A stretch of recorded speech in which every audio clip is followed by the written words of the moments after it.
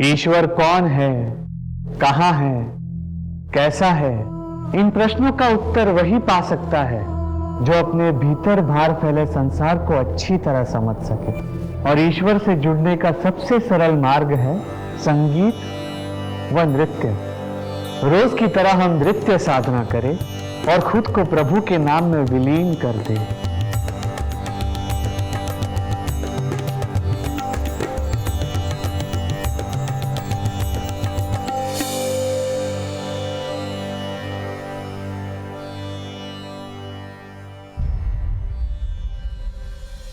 ठहरिए। आपको ज्ञात नहीं, प्रभु ब्रह्मचारी इच्छानंद सरस्वती जी महाराज के विश्राम गृह के आसपास महिलाओं का प्रवेश निषेध है। मुझे बाबा जी से बात करनी है, एक बार बात करवा दीजिए। बाबा महिलाओं से अकेले नहीं मिलते। आपके साथ कोई पुरुष या सगा संबंधी आया है? बाबा जी। पाप मत करो। बोलिए, क्या परेशानी है आपकी? बाबा जी, मैं आपकी बहुत बड़ी भक्त हूँ। आपके आशीर्वाद से मैंने और मेरे पति ने बहुत तरक्की की है। हाल ही में हम लोगों ने एक घर खरीदा है। हम चाहते हैं कि आप हमारे घर आके पूजा करें। हम आपके साथ ही गृह प्रवेश करना चाहते हैं। आप अपने पति को हमारे पास भेज दीजिए, हम अवश्य चलेंगे। ठीक है?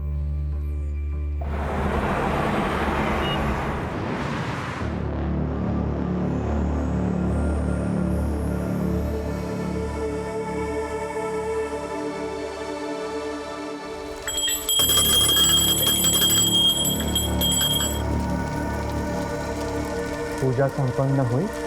अब हम आपसे विदा लेते हैं। बाबा जी, इतनी कड़ी धूप में आप वापस गाजियाबाद जाएंगे, वो भी खाली पेट? नहीं बाबा जी, मैंने आप सभी के लिए भोजन का इंतज़ाम किया है बाबा जी। बाबा जी, मैंने बिना प्याज लहसुन मसाले का खाना पकाया है, बिल्कुल सात्विक है। अगर आप भोग लगाएंगे तो हम सब खाना खा पाएंगे।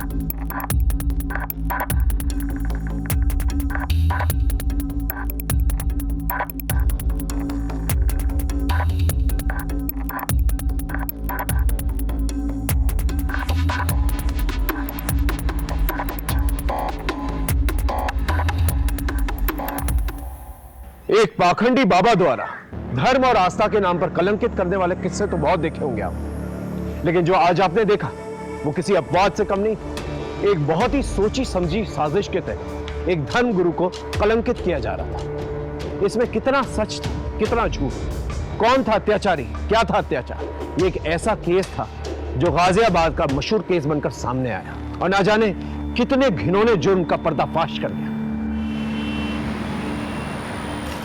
तो चेयरपर्सन मैडम, आपके हेल्प के लिए थैंक यू। मैं घर के बाहर तो एक लड़ाई जीत गई, लेकिन अपनों से हार गई हूँ। ऑफिस, गली, मोहल्ले, हर जगह उसकी वजह से नाक में दम हो गया है। मेरे माँ बाप, फ्रेंड्स, रिलेटिव कोई मेरे साथ नहीं है। मैं अकेली पड़ गई हूँ और सोचती हूँ कि मैं जिंदा क्यों हूँ।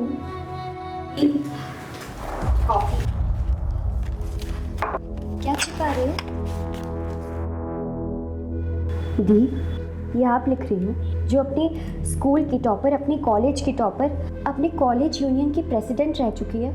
दी, you were an inspiration to everyone. थी, हो नहीं। अब तो ना मेरे पास जॉब है, ना मेरी लाइफ है और ना ही पैसे हैं। दी, मेरी मानो तो आपको पापा की बात मान लेनी चाहिए।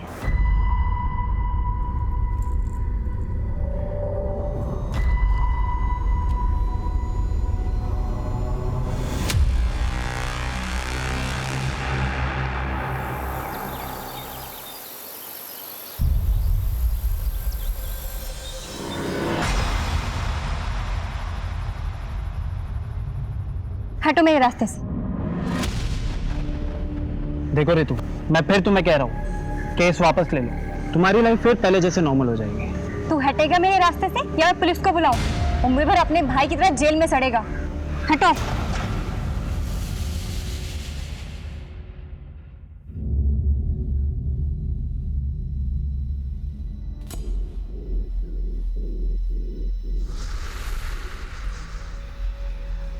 अब मेरे सामने ऐसे ब्रह्मचर्य का जाप करने से क्या होगा?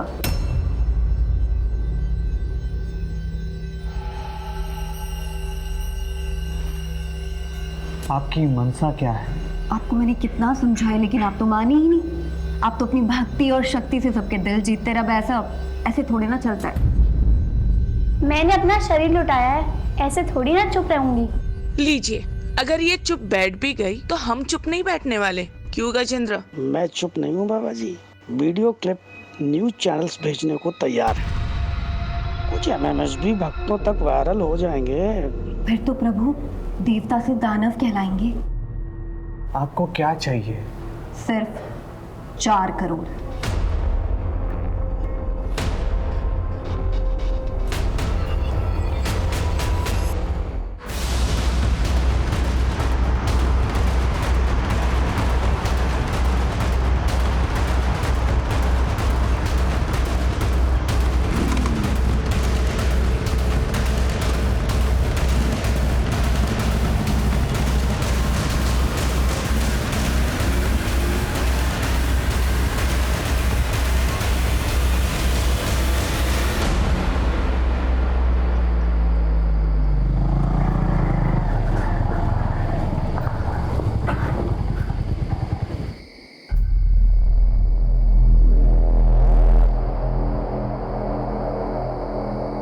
आप ना यहाँ पर रुको, मैं देख के आता हूँ।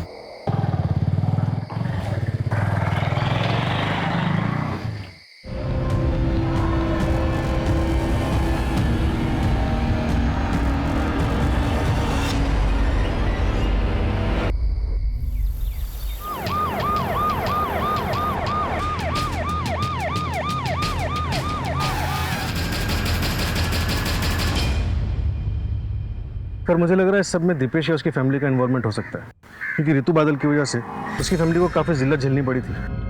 क्या नाम था लड़के का? दीपेश तोमर सर। क्या हुआ? अभी भी जेल में। केस की सुनवाई हो चुकी है लेकिन केस का फैसला आना बाकी है। मोबाइल फोन या पर्स वगैरह कुछ मिला? No sir.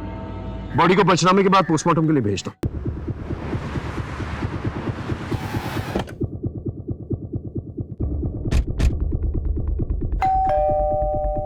सर हम क्यों उस लड़की को मारेंगे या मरवाएंगे? हमारे बेटे की जो जिंदगी बर्बाद होनी थी वो तो हो ही गई। सेशन कोर्ट ने तो अपना फैसला सुना दिया, आप हाई कोर्ट में अपील कर देते। वैसे भी ऋतु तो मर चुकी है, आप कोई ना कोई जुगाड़ करके अपने बेटे दीपेश को जेल से निकलवा लेते। हम कुछ नहीं करने वाले सर। ये दीपेश के साथ फोटो में ये शख्स कौन है? ये मेरा छोटा बेटा सर्वेश है, केरला गया है। हम आयुर्वेदिक दवाई के थोक विक्रेता हैं, वही लेने गए। जरा फोन लगाइए उसे। लगे लगे।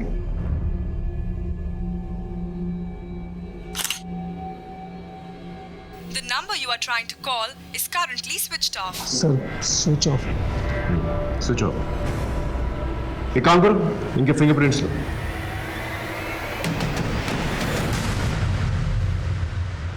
इस सर्वेश का मोबाइल सर्विलेंस पे डालो और उसके कॉल रिकॉर्ड्स निकालो और उसके फोटोज खबरी नेटवर्क पे डिस्ट्रीब्यूट करो। Right sir. अपने एक आदमी को तोमर के घर के आसपास रखो, नजर रखने के लिए करो। Okay okay sir. ये ऋतु के माँ बाप से बात हुई? उन्हें पुलिस स्टेशन आने के लिए कहा है सर।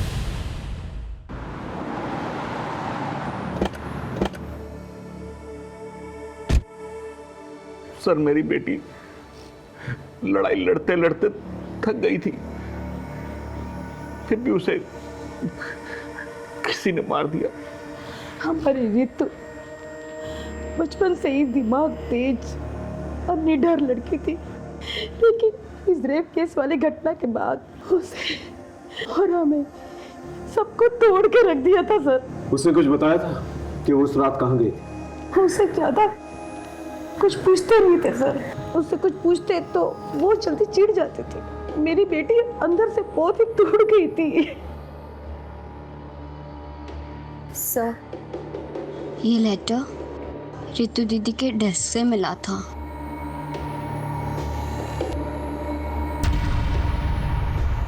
कहीं ऐसा तो नहीं कि बदनामी के डर से आप ही लोगों ने उसे मार दिया, मरवा दिया? ऐसा नहीं है सर, मुझे अपनी बेटी रितु से बहुत उम्मीदें थी। मैं अपनी उम्मीदें हार गया था, इसलिए सर मैं बहुत परेशान हो गया था। रितु की बेहतरी के लिए हमसे जो बन पड़ रहा था, जो कर सकते थे सर, हमने बहुत कोशिश की। माँ, मैं कैसे शादी करूँ? अभी मैं अपने पैरों पे भी खड़ी नहीं हुई हूँ। ना तो मेरे पास जॉब है, ना तो मेरे पास सेविंग्स और ना ही खुद का घर है। अब आप खुद बताओ, अगर मैं सेटल हो जाती हूँ और कल को मेरा डाइवोर्स हो जाता है तो कहाँ जाऊँगी, क्या करूँगी? अरे तुम लोग तो ऐसे बात करो जैसे कि इस रेप की घटना के बाद कोई भी लड़का उतावला हो रहा होगा इससे शादी करने के लिए। हर जगह से रिजेक्शन आ रहा है। आखिर तुझे जरूरत क्या थी ये केस करने की? पापा, वो मेरा कलीग था, हमें क्लाइंट पीपीटी रेडी करनी थी। अब मुझे क्या पता था कि वो मेरी ड्रिंक स्पाइक कर देगा और मेरे साथ वो सब कुछ करेगा। अब मैं बाहर वालों को क्या बोलूं जब आप लोग ही मुझ पे ट्रस्ट नहीं करते। ऐसा नहीं है सर कि हम अपनी बेटी रितु पर ट्रस्ट नहीं करते थे, लेकिन लोगों की बातों और उनके तानों ने हमें फ्रस्ट्रेट कर दिया था सर। और जैसे जैसे ये केस की सुनवाई होती रही, मीडिया और सोशल ऑर्गेनाइजेशन ने उसकी लड़ाई को सराहा और इसके बाद रितु के मन में आत्मविश्वास फिर से जगने लगा था। फिर सर हमने उसे नए सिरे से सब कुछ करने को कहा। देख बेटा, जो मैं तुझे उपाय बता रहा हूँ ना, उसे मान। मैं किसी साधु संत के पास नहीं जाऊँ, पर किसी साइकेट्रिस्ट को तो कंसल्ट कर सकती है। I mean, किसी से भी कंसल्ट करो, पर करो, जाओ कहीं।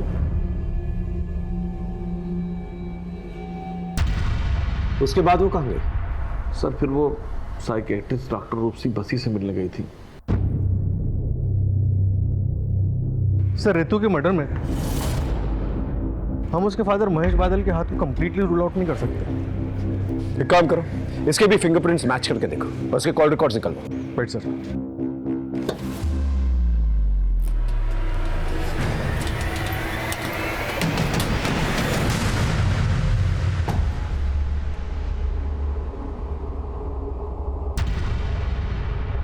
पिछले महीने का चढ़ावा आप पहले ही ले जा चुकी हैं। अब जो कुछ भी जमा पूंजी है यही है। प्रणव, ये हमारे आश्रम के गहने पैसे हैं, ये हम ऐसे ही किसी को नहीं दे सकते। आप रहेंगे, आपकी आस्था रहेगी, तभी तो ये आश्रम रहेगा।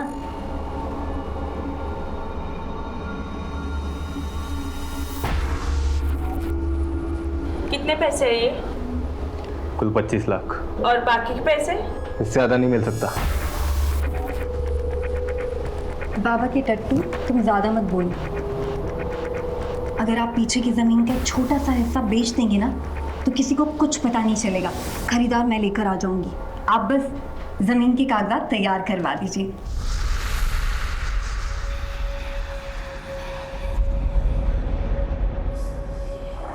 हाँ जी, मैं रितु बादल की साइकेट्रिस्ट हूँ। रितु मेंटली बहुत स्ट्रांग थी, मेडिटेशन और रनिंग से वो क्विकली रिकवर कर रही थी। डॉक्टर, आज तो रनिंग करते वक्त मेरे पीछे मेरे रेपिस्ट का भाई पड़ गया था। व्हाट? लेकिन मैंने उसे डांट कर भगा दिया। मैंने बोला कि मैं पुलिस में कंप्लेंट कर दूंगी। That's great. ऐसे ही अपनी जीने की चाहत और जोश को बनाए रखो। बस 3-4 सेशन और फिर तुम्हें मेरे पास भी हफ्ते में 2 बार आने की जरूरत नहीं है, महीने में 1 बार आ जाना। एक्चुअली मैं भी आपको यही बताने वाली थी कि अब आगे से मैं आपके पास नहीं आ पाऊंगी, क्योंकि मुझे मेरे स्पिरिचुअल गुरु मिल गए हैं। उनसे बातें करना, उनकी बातें सुनना मुझे बहुत अच्छा लगता है। उस गुरु के बारे में कुछ बताया था उसने? वो कौन था, उसका नाम क्या था? इच्छानंद सरस्वती जी महाराज।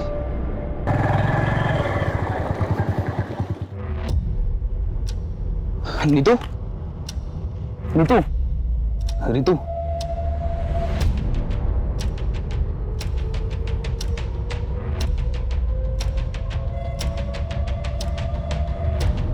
Ritu, I am sorry.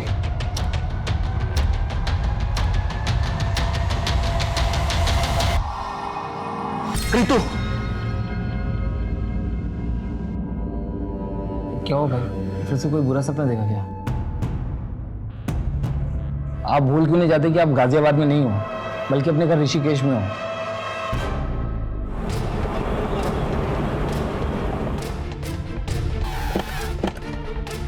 कोई कहता है नौकरी परेशान कर रही है, कोई कहता है पत्नी परेशान कर रही है, कोई कहता है माँ बाप परेशान कर रहे हैं, कोई कहता है बच्चे परेशान कर रहे हैं।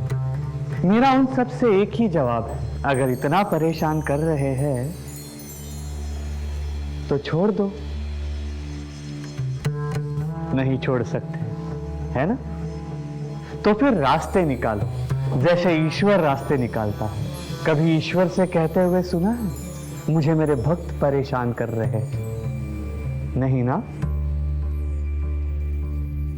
क्षमा चाहता हूं, आप लोगों को नीचे बैठना पड़ रहा है। जी, ऋतु बादल आपकी शिष्य थी मतलब? जी, उसका मर्डर हो गया। ओम शांति।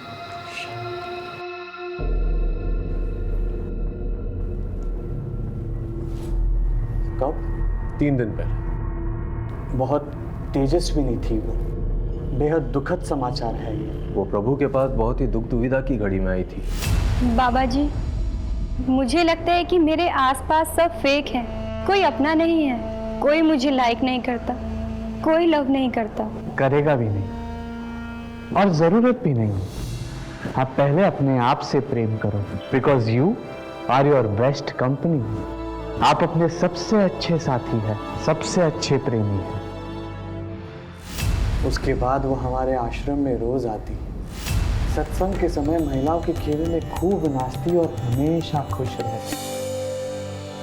उसके बाद मैंने सुना कि वो भोजनालय में अपनी सेवा देती, बागबानी करती, चिड़ियों को दाने डालती। जब उसने आश्रम आना बंद कर दिया तो आपने उसके माँ बाप से पूछा नहीं कि वो क्यों नहीं आ रही? ये तो खुला आश्रम है, ना किसी को आने की मनाही है ना जाने की। वैसे ऋतु बादल में आपने क्या खास नोटिस किया था? लोग कहते हैं कि आश्रम में आने के बाद वो हमेशा खुश रहती थी, जीवन को एक नए सिरे से अपना रही थी। ऐसे में उसकी हत्या हो जाना ये बहुत दुर्भाग्यवश है। आज के ज़माने में बाबा कितने भी अच्छे, मुझे विश्वास नहीं, आपने एक आदमी को इस आश्रम के पास तैनात रखा। ये सर्वेश के बारे में कुछ पता चला? नहीं सर, उसका फ़ोन भी बन जा रहा है और वो घर पे भी नहीं है। एक काम करो, दीपेश से मिलने के लिए, उससे पूछताछ करने के लिए जेल में एक एप्लीकेशन डालो और ये पता करो ये सर्वेश दीपेश के साथ मिलकर जेल में कुछ प्लान तो भी कर। Right sir.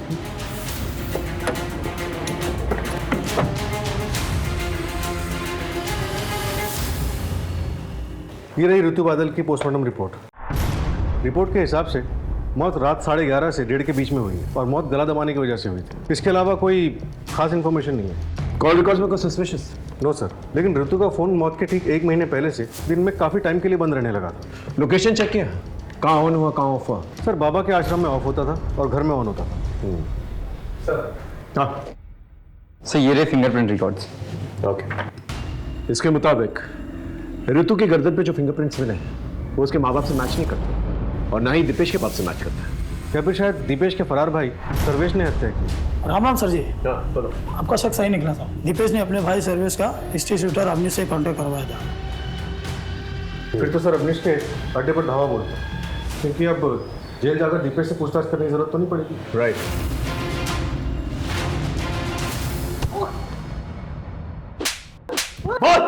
बता दो सब सर्वेश मुझे मिला था और उसने ऋतु बादल को मारने की बात भी किया था मुझसे। तूने उसे मार डाला? नहीं, मैंने नहीं मारा था, क्योंकि एक रोज पहले वो मुझे एडवांस के पैसे देने वाला था, लेकिन पैसे लेके वो आया ही नहीं। फिर दूसरी सुबह हमें पता चला कि उस लड़की की मौत हो गई। भगवान की कसम साहब, सच बोल रहा हूँ। ये सर्वेश तुमर के बारे में पता कर।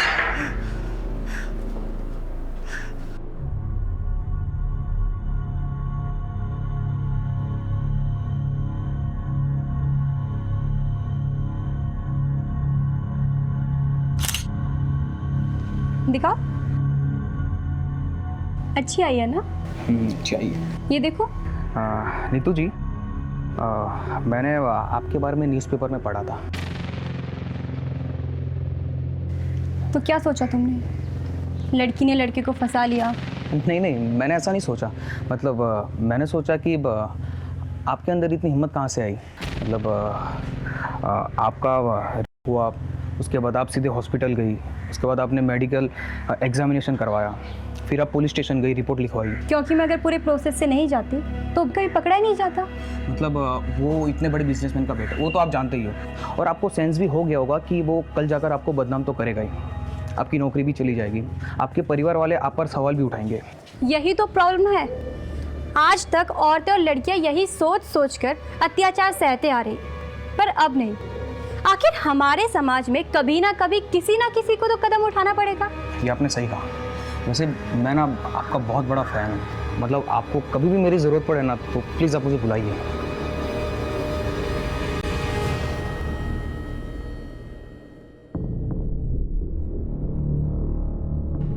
ऋतु बादल ने AA एंटरप्राइजेस के खिलाफ केस दर्ज किया, लेकिन क्यों?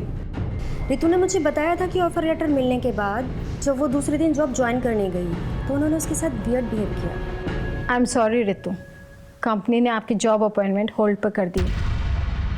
But why? वेल, हमें पता चल गया कि तुम्हें पिछले जॉब से क्यों निकाला गया था।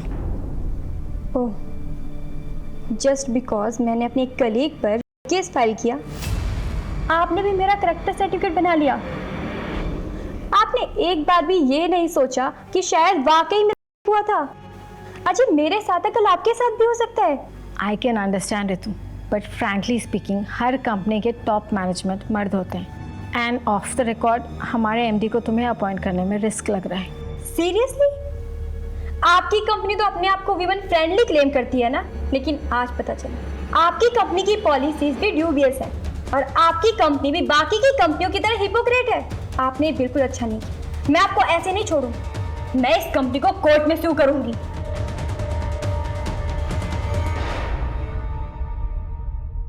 अब रितु रही नहीं है तो केस का कोई फायदा नहीं है। कंपनी ने एम्प्लॉय को भी निकाल दिया है। सर, हो सकता है कि उस एम्प्लॉय ने बदला लेने के लिए रितु का मर्डर कर दिया या फिर करवा दिया। उस एम्प्लॉय की डिटेल्स हैं आपके पास? ये उसका बायोडेटा। सोनल गुनात्रा। मेरी कंपनी ने मुझे सिर्फ एक पंचिंग बैग के जैसे यूज़ किया है। मेरे MD ने खुद एक पेपर लाके दिखाया था मुझे, जिसमें लिखा था कि रितु ने पिछली कंपनी पर एक रेप केस डाला है, और मुझसे उन्होंने कहा कि रितु को जॉब से बाहर निकाल दो। फिर बाद में जब रितु ने इस कंपनी पर केस डाला तो मेरे MD ने कंपनी की इमेज को साफ सुथरा रखने के लिए मुझे जॉब से बाहर निकाल दिया और कहा कि रितु को एम्प्लॉय करने का डिसीजन मेरा पर्सनल डिसीजन था, ना कि कंपनी का डिसीजन। आप 10 तारीख को रात को 11:30 बजे से 1:30 बजे के बीच में कहाँ थी? सर, मैं अपने PG में थी, गौतम नगर में। ठीक है, आप जा सकते। इसके स्टेटमेंट को क्रॉस चेक करो, देखो ये सच बोल रही है नहीं। ऋतु मर्डर केस में हमारे पास कोई ठोस सबूत नहीं था, लेकिन हमारे शक के दायरे में ऋतु के माँ बाप, रेपिस्ट दीपेश तुमर, उसका बाप और उसका भाई सोनाल गुनात्रा, और साथ ही साथ ब्रह्मचारी इच्छानंद सरस्वती का वो आश्रम था। क्योंकि हमारे पास कोई ठोस सबूत नहीं था, इसलिए हम किसी को अरेस्ट नहीं कर सकते थे। सर्वेश तुमर अभी भी लापता था, लेकिन यह पता लगाने के लिए कि उसने मर्डर किया है कि नहीं, हमने उसके पर्सनल टूथब्रश को फिंगरप्रिंट्स एनालिसिस के लिए भिजवा दिया था, और इसी बीच हमें एक लीड मिली। हेलो साइबर सेल, ऋतु बादल की इंफॉर्मेशन शेयर की थी मैंने, उसका कुछ पता चला? इंफॉर्मेशन करेक्ट है, थैंक यू सर। एक सुराग मिला है, ये देखिए। ऋतु बादल का सोशल मीडिया पे 2 अकाउंट्स हैं, एक ये और एक ये। एक नॉर्मल ऋतु बादल के नाम से और एक योगिनी ऋतु बादल के नाम से। तुम कहना क्या चाहते हो? सर, ये दोनों अकाउंट्स 2 अलग अलग नंबर से लिंक हैं। इसका मतलब ऋतु बादल ने अपने अंदर बदलाव महसूस किया, इसलिए उसने एक नया नंबर। सर, साइबर सेल से ये दूसरा नंबर मुझे जल्दी मिल जाएगा। इसके बाद मैं इसकी कॉल डिटेल्स और इसकी लोकेशन डिटेल्स दोनों निकलवा दूँ। गुड। नमस्ते बाबा जी, ये लीजिए। परेशान ना बाबा जी, मैं सलोनी जी की कोई बात टाल नहीं सकता। ज़मीन पे कंट्रोल आपका ही रहेगा। मुझे लंदन हेड ऑफिस को नए नए इन्वेस्टमेंट दिखाने होते हैं, वो मैं दिखा दूंगा, और इस तरह आपके पैसों की प्रॉब्लम भी सॉल्व हो जाएगी। और फिर जब आपके पास पैसे आ जाएंगे आप अपनी ज़मीन वापस ले लीजिएगा।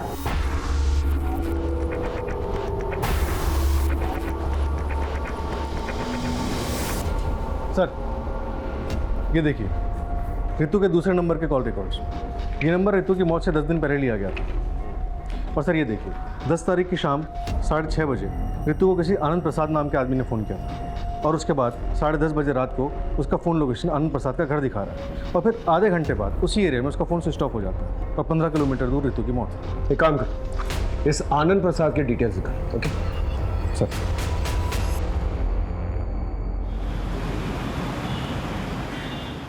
मिस्टर आनंद प्रसाद इस लड़की को जानते हैं?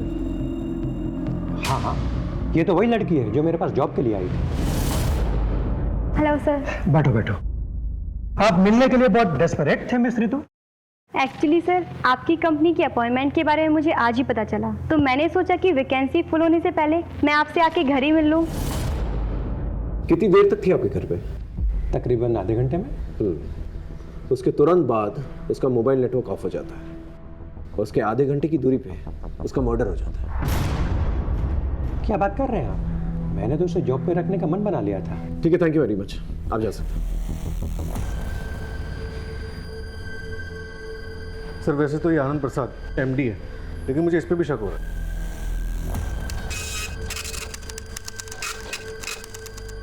मिस्टर आनंद प्रसाद, ये रहे आपके कॉल रिकॉर्ड्स। इसके मुताबिक आप बहुत यंग लड़कियों के संपर्क में थे। So what? Is there any problem? Yes there is. ये यंग लड़कियां सावली सलोनी आपको भेजा करती थी।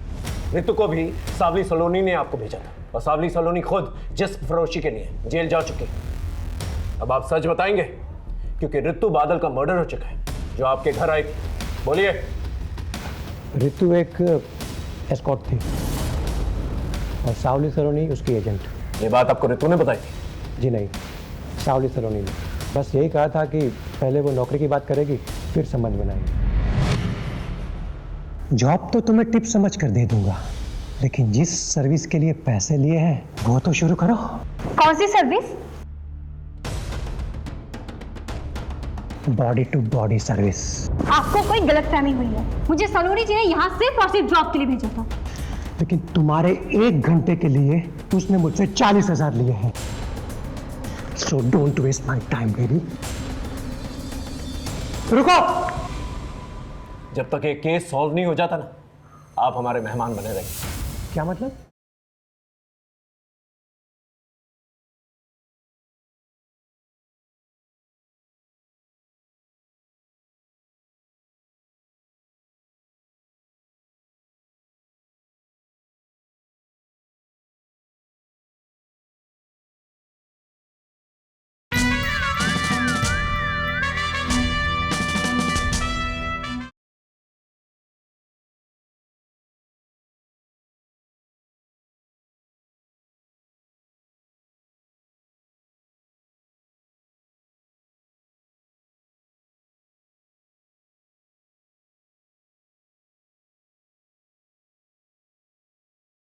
रंजन। जी सर। इन्हें लेके जाओ। लेकिन सर किस जुर्म में? लेके जाओ। सर क्या किया है मैंने? लेके जाओ। सावली सलोनी को ढूंढना बहुत जरूरी है और ये पता लगाना बहुत जरूरी है कि ऋतु बादल का मर्डर केस सावली सलोनी के सेक्स रैकेट से तो नहीं जुड़ा हुआ और कोई पर्सनल रंजिश तो नहीं। इस सर्वेश के बारे में कुछ पता चला? सर वो अभी भी अंडरग्राउंड है और सर ऋतु बादल के गले पे मिले फिंगरप्रिंट्स के निशान सर्वेश के फिंगरप्रिंट से मैच नहीं करते। सर हो सकता है सर्वेश ने खुद ये मर्डर ना किया और ना ही अवनीश चौधरी से करवाया, बल्कि शायद किसी और से करवाया।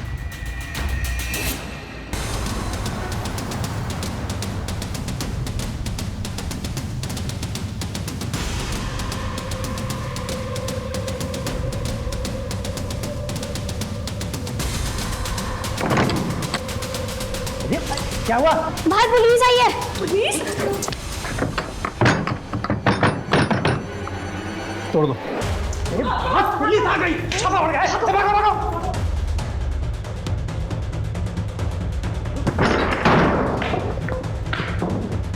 उस तरफ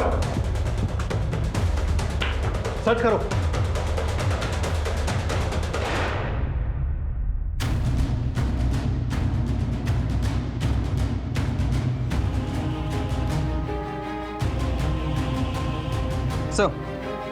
सर एक हार्ड डिस्क मिला है और इसके अलावा सारा सामान रेगुलर है।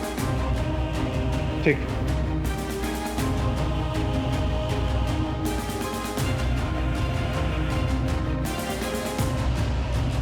और सर इसमें काफ़ी आदमी ऐसे हैं जो कोई मूवमेंट नहीं कर रहे हैं, ऐसा लगता है जैसे बेहोशी की हालत में।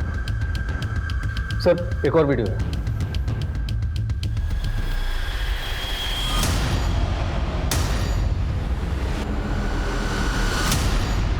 ये सत्य है कि सावली सलोनी मुझे ब्लैकमेल कर रही थी।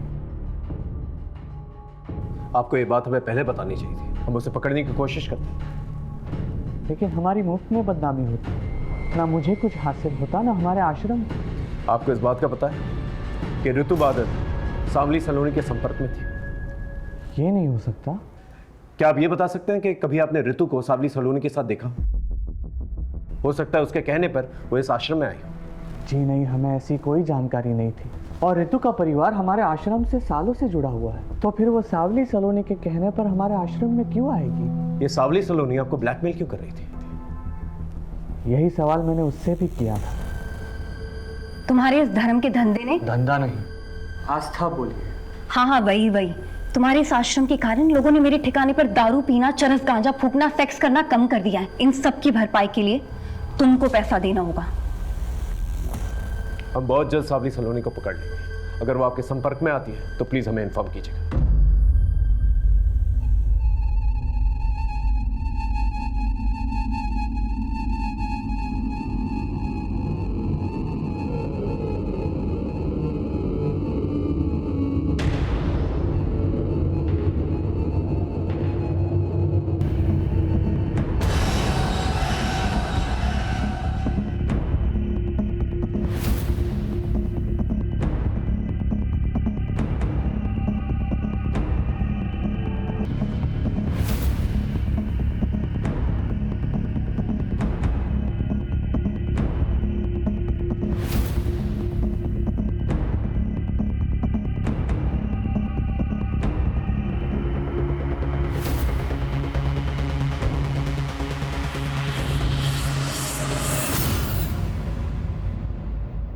सर मैंने ऋतु बादल, सावली सलोनी और आनंद प्रसाद इनके कॉल रिकॉर्ड्स को क्रॉस चेक किया और सर एक नंबर कॉमन पाया।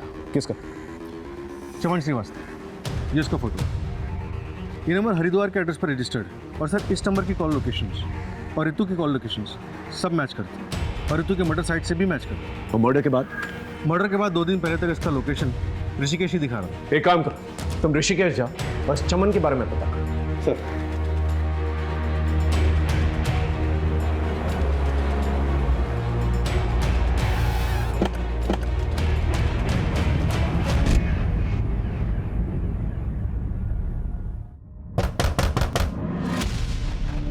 जी चमन श्रीवास्तव। जी मेरा भाई है। आप कौन? UP police. सर चमन जब से गाजियाबाद से आया था हमेशा परेशान रहता था। वो किसी ऋतु का नाम लेता था, रोज रात वो डरावने सपने देखता था और अचानक नींद से उठ जाता था। और अभी कुछ दिन पहले ही वो वापस गाजियाबाद चला गया। मैं गाजियाबाद जा रहा हूँ, मुझे वहाँ पर कुछ हिसाब चुकता करना बाकी है। पर सर हुआ क्या? हमें शक है तुम्हारे भाई चमन ने ऋतु बादल नाम की लड़की का खून किया। नहीं सर, मेरा भाई एक कलाकार आदमी है, वो किसी का खून नहीं कर सकता। क्या करता है तुम्हारा भाई? सर चमन पहले फोटोग्राफर था और अब वीडियो बनाने का काम करता है। कहीं वो इसके लिए काम तो नहीं करता? नहीं सर, मैं इसे नहीं जानता। और सर चमन ने मुझे कभी बताया नहीं कि किसके लिए काम करता है। तुम्हारे भाई से आखिरी बार बात कब हुई थी? सर उसका फ़ोन 2 दिन से स्विच ऑफ आ रहा है। ऐसे बहुत सारे सवाल थे जिसका जवाब अभी तक हमारे पास नहीं था, जैसे ऋतु और चमन का कनेक्शन, ऋतु और सावली सलोनी का कनेक्शन, और इन सब में सावली सलोनी इच्छानंद सरस्वती को ब्लैकमेल क्यों कर रही थी। जब तक हम इन सवालों के जवाब ढूंढते हमें एक लाश मिली जिसने हमारी उलझने और भी बढ़ा दी।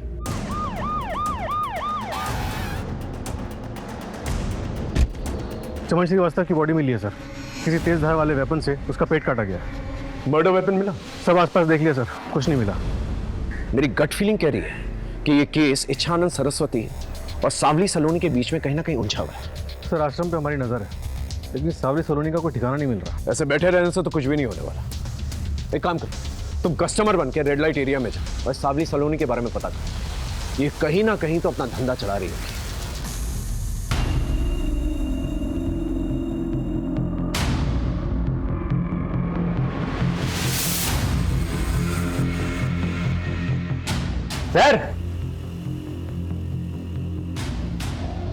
सर क्या चाहिए? एक बात बताओ, कोई कॉलेज का कौला माल मिलेगा क्या? एकदम बढ़िया पटाखा, मतलब वो समझते हो ना, एयर होस्टेस मॉडल टाइप का वैसा।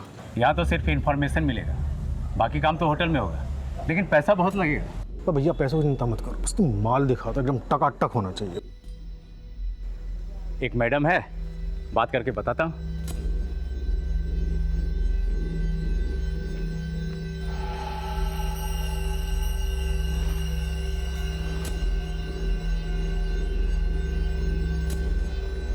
सर गाड़ी वाड़ी है क्या?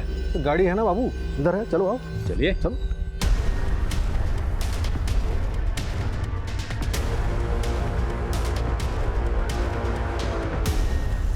ये लोग आनंद विहार की तरफ जा रहे हैं, फॉलो करते रहो, लेकिन डिस्टेंस बना के रखो।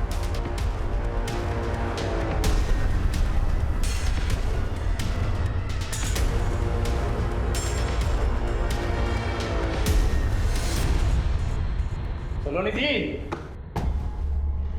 सर ये सलोनी जी हैं जिसके पास गाजियाबाद में किसी भी टाइम पर टॉप क्लास की इंटरनेशनल लड़कियां मिलती हैं। अच्छा, तो ये हैं। आप इंजॉय कहाँ करेंगे, यहाँ या होटल में?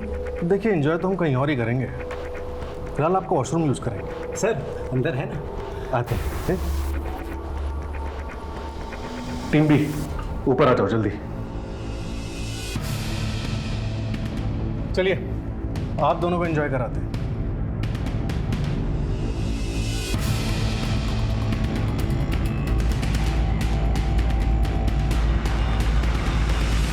बहुत नचाया तुमने हमें सावली सलोनी, अब सच बोलने का टाइम आ गया है। क्यों मारा ऋतु को?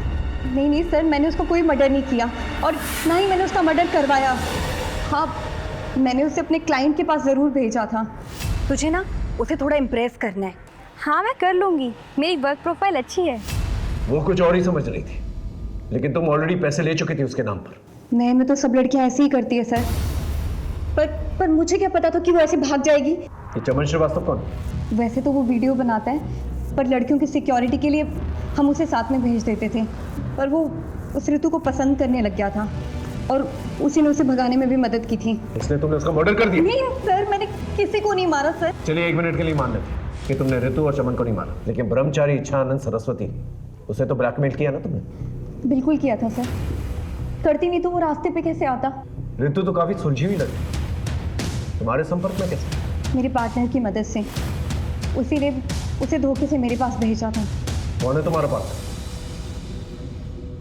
सावली सलोनी ने तुम्हारी पूरी सच्चाई हमें बता दी। ये है वो डायरीज जिसमें तुम्हारे पूरे क्लाइंट्स के नंबर है और वो सारी लड़कियों के नंबर है जिनसे तुम प्रोस्टिट्यूशन कराया करते थे। आज वो तुम्हारी चुंगल से आजाद है, वो तुम्हारे खिलाफ बयान देगी। अब तुम अपनी कहानी खुद बताओगे या मुगल भाई? बोलो।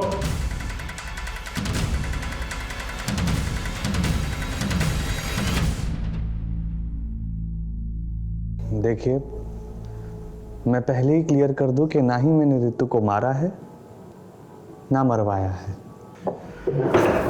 वो तो मुगल भाई लेंगे, पहले तुम अपनी काली करतूतों के बारे में बताओ।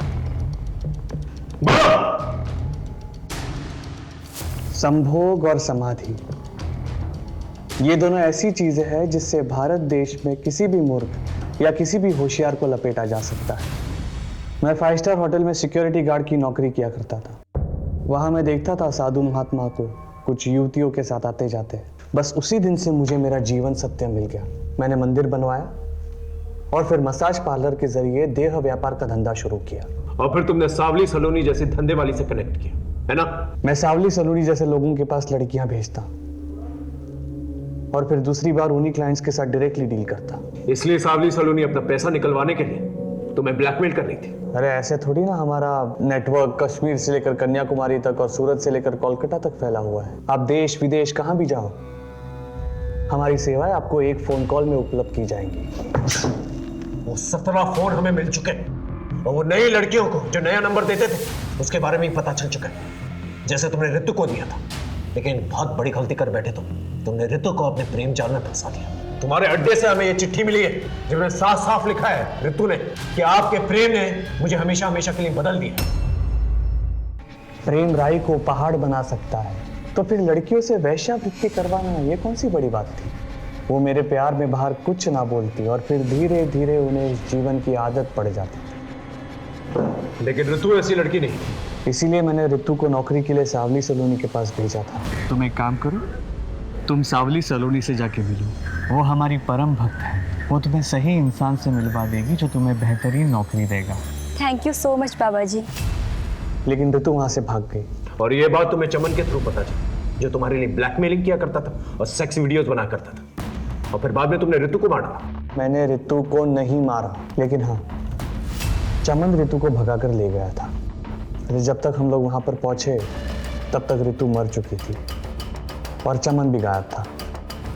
चमन गायब नहीं हुआ था, तुमने उसे मार दिया। मारा नहीं, मुक्ति दी थी। ऋतु की मौत से व्याकुल हो गया था।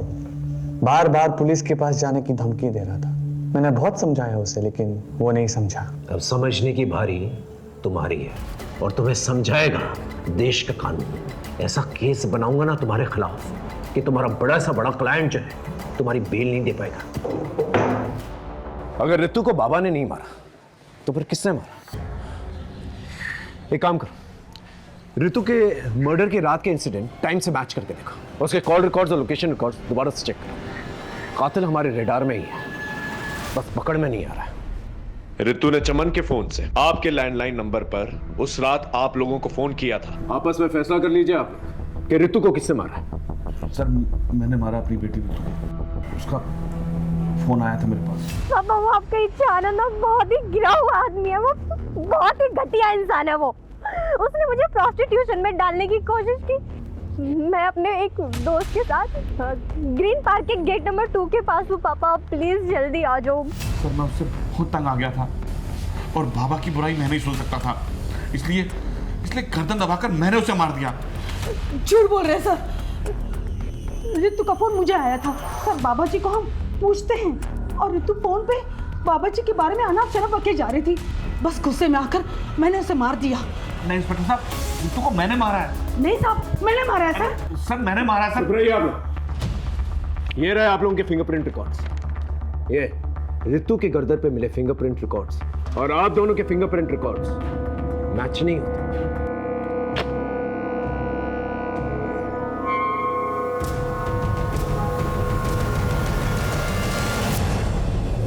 हाँ, मैंने मारा ऋतु को।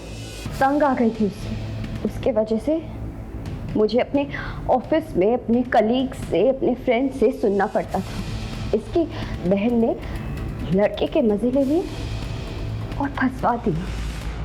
लेकिन ये बात सच नहीं थी, तुम भी जानती थी। हाँ, पर ऋतु बहुत फॉरवर्ड थी, तो मुझे लगा शायद अटेंशन के लिए इनवाइट किया होगा। उसकी वजह से मुझसे सब लड़के कटने लगे थे। अरे इसके साथ डेट पर मत जाना, वरना रेप के चार्जेस में अंदर करवा देते। पर फिर जब उस दिन उसने वो बाबा के धोखेबाज वाली बात की तो फिर मेरे सटक गए। मुझे लगा ये सारे पंगे इसी के साथ क्यों होते हैं? शायद यही सब कुछ करती होगी और मैंने मार दिया उसको। और ये बात तुमने अपने माँ बाप को बताई। वो एक बेटी तो खो ही चुके थे, दूसरी नहीं खोना चाहते थे, इसलिए तुम्हें प्रोटेक्ट कर रहे थे। हाँ सर। ब्रह्मचारी इच्छानंद सरस्वती एक फ्रॉड, एक धोखेबाज इंसान है, और उसकी आस्था में आकर तुमने अपनी बहन को ही मारा।